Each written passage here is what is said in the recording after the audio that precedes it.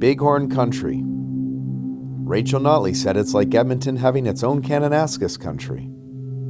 Is this what you want for the Bighorn? I surely don't. But they are ready to do anything to get it. Even lie. She swept to power with a decisive victory nearly 4 years ago, and since then has faced growing outrage in the oil sector, delays and hurdles for pipeline projects, and just this week calls to fire the environment minister. I want to ask you about Bighorn country, the proposal to add a number of parks between Banff and Jasper. We have seen calls for the environment minister to be fired. We've seen public in-person consultation cancelled. There has been such anger around this issue. Is it fair to say that it has been somewhat mismanaged, and what might you do differently going forward?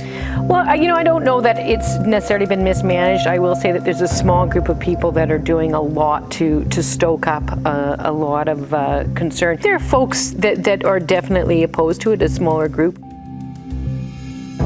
Fact: almost every affected surrounding municipality, county and town is against this proposal, including 2 First Nation communities.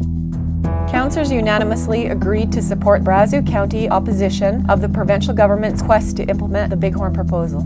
With my power that's invested in me by my people, I will take a stand with you guys. Most of the affected organizations is opposed to the proposal. Alberta Fish and Game Association, representing over 25,000 members, is one of them. The Bighorn proposal is being rushed ahead of the regional plan, for which is concerning because the government is showing little to no regard of their own process of land use planning. The public has also spoken out against it. Petition against the Bighorn Park. Today, the petition counts over 37,000 signatures. But what I'll say is this: we have the North Saskatchewan Regional District planning. That goes from the border, the western border to the eastern border, through across Edmonton, Red Deer, that whole area, huge area. That planning started in something like 2012. Draft reports around that were completed in 2014. The government has decided to hold off releasing and consulting on the draft NSRP. My department will proceed with engaging on management plans for a proposed Bighorn complex. Until this is announced publicly, please keep this direction internal to government and reinforce within your departments the need to be silent with stakeholders about the NSRP in general, but also Bighorn specifically. Eric Denhoff, Deputy Minister, Environment and Parks.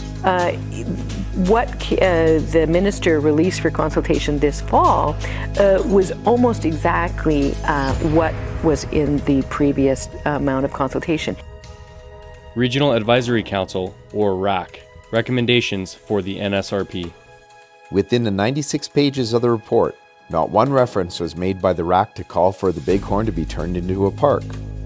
In fact, what actually is in the report is that the current Bighorn backcountry model was cited as a best practice, and the government should build off of the success of the Bighorn governance. But the government still requested the RAC to consider another approach.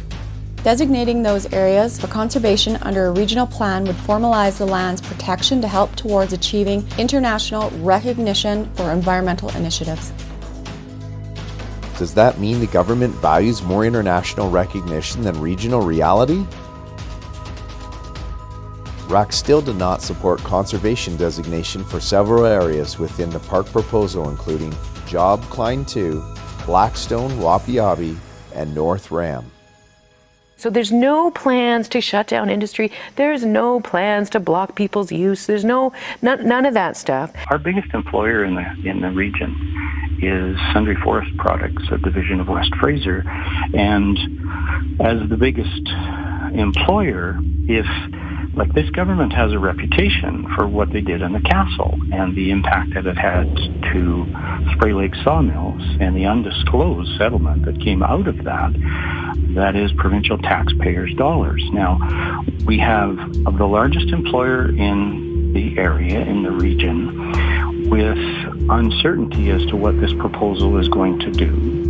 And what we're talking about now is the boundaries of a certain area within which we will then engage in another 5 years of planning and consultation. So this is very, very early. The draft plan right now is a phase out over 5 years. However, a draft is just that. It is a draft. So we will talk to the public about what that means. We want the process started over. Let's start it over. Start it over. Start it over. They wanted to get more information. They wanted the plan to be stalled, and that they didn't think that a proper amount of consultation had been done. So the government was wrong to ignore them in the first place. If you think about it, from the beginning, the entire consultation process over the Bighorn was a sham. Maybe, just maybe, it's because they never had any interest in knowing what Alberta really wanted.